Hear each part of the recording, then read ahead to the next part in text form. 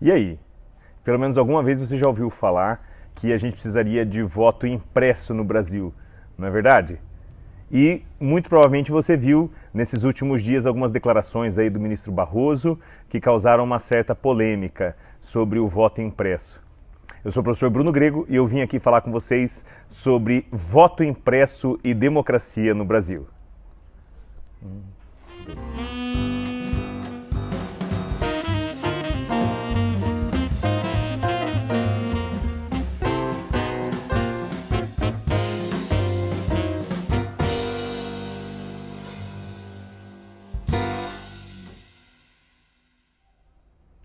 Se você gostou do tema desse vídeo, se inscreva aqui no meu canal, dê um like aí no vídeo, eu tenho certeza que você vai gostar muito de todo o conteúdo que eu trago aqui para vocês toda segunda e sexta-feira. Vejo vocês por aqui. Muito bem, pessoal. Olha, questão polêmica, questão complicada, mas de solução fácil. Basta que a gente tenha ideia de quais são os fundamentos e qual é a realidade no Brasil. Tá? Muito se discute, então, se haveria a possibilidade de um voto impresso aqui no Brasil. E aí, claro, a gente precisa de uma visão bem esclarecida sobre isso, tá? E aqui eu tenho 3 pontos para dizer para vocês que nós não temos de ter voto impresso no Brasil. Por quê, gente? Porque não funciona, primeiro. Segundo, porque é uma fonte de fraudes. E terceiro, porque não é necessário. Beleza? Então vamos lá, pessoal. Primeiro ponto para vocês saberem que nós não temos de ter voto impresso aqui no Brasil.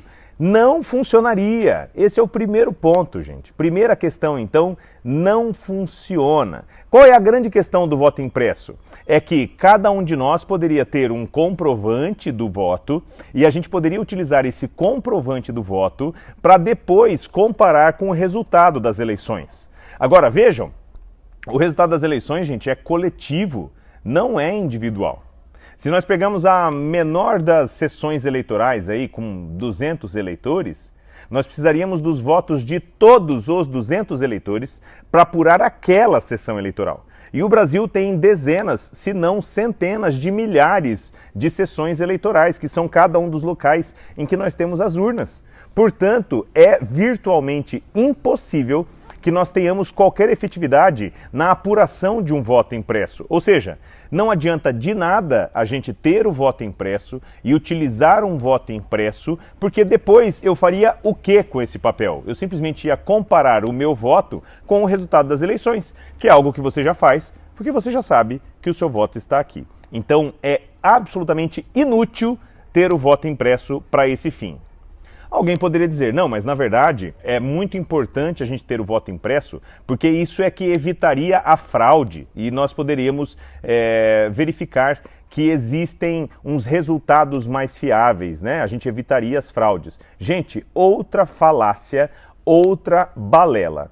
Por quê, queridos? Acreditem, conheço muito bem de eleições, já tenho experiência há algumas décadas aí com eleições. E eu digo para vocês com muita tranquilidade, pessoal, que não existe qualquer possibilidade de fraude nas eleições do Brasil. Por quê? Porque a urna eletrônica não é fraudável? Não, gente. Pelo simples fato de que não dá tempo. Então, para quem conhece um pouco aí de segurança de dados, para quem conhece um pouco de tecnologia da informação, já vai saber que a segurança de dados ela depende de 2 fatores. Não só da dificuldade que tem em quebrar a criptografia, mas principalmente do tempo que você tem para quebrar essa criptografia. Portanto, se você for olhar a rigor um acesso às urnas para que ela seja quebrada a criptografia das urnas, você consegue quebrar a criptografia das urnas? É óbvio que sim, gente.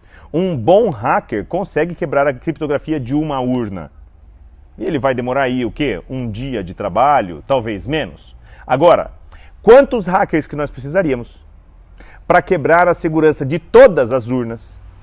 Para que a segurança de todas essas urnas seja violada a ponto de nós conseguirmos a alteração a tempo do resultado das eleições. Já que aqui no Brasil o resultado das eleições sai em poucas horas. Portanto, vejam que é virtualmente, na prática, é virtualmente impossível ter fraude na urna. Tinha muito mais fraude, pessoal, acreditem em mim, na época do voto em cédula, em que eu estava apurando, eu queria que o candidato XYZ ganhasse, eu via um voto contrário, simplesmente jogava para o lado, e quem participou de apurações de eleições nessa época vai dizer que eu não estou mentindo, não. Beleza? E o terceiro motivo e principal motivo pelo qual a ideia do voto impresso é uma ideia execrável, pessoal. Porque quem tem a intenção de defender o voto impresso é quem tem a intenção de comprar votos. Escutem o que eu estou falando. Quem mais defende o voto impresso é quem tem intenção de comprar votos. Por quê, gente? Porque aí você compraria voto e receberia o comprovante. Perceberam ou não? Você ia comprar voto com recibo, gente. É a entrega mais tranquila que tem. Então, se hoje existe alguma fraude nas eleições no Brasil, eu dou essa certeza para vocês. Essa fraude vem da compra de votos. Quem participa do dia a dia, infelizmente, vê que isso ainda é um câncer eleitoral no Brasil. Nós temos um movimento muito intenso de compra de votos em todas as esferas. Na esfera federal, na esfera estadual e na esfera municipal, tá? Existem vários municípios por aí, que eu não vou dizer onde que é, mas que inclusive as pessoas já sabem até quanto que você tem que investir em compra de votos para você ser eleito. Nós temos casos no Brasil, que são casos clássicos, em que aconteceu de um candidato ter tantos cabos eleitorais que se só os cabos eleitorais votassem nele, ele já estava eleito.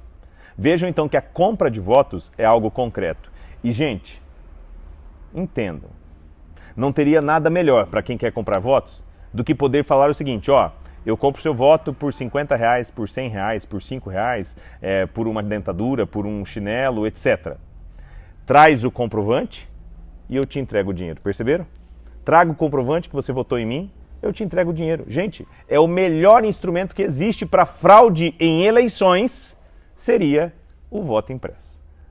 Portanto, pessoal, só de receber a zerésima, que é o relatório de urna, no começo das eleições, e no final das eleições, o relatório final de urna, e comparar a totalização dos votos, isso já é instrumento suficiente para que, se nós tivermos de fato uma fraude, nós possamos eliminar essa fraude, porque de fato os partidos políticos, os fiscais, recebem essas informações com bastante intensidade. Portanto, sempre que você for ter uma opinião dessa, gente, cuide para você simplesmente não entrar na conversa dos outros.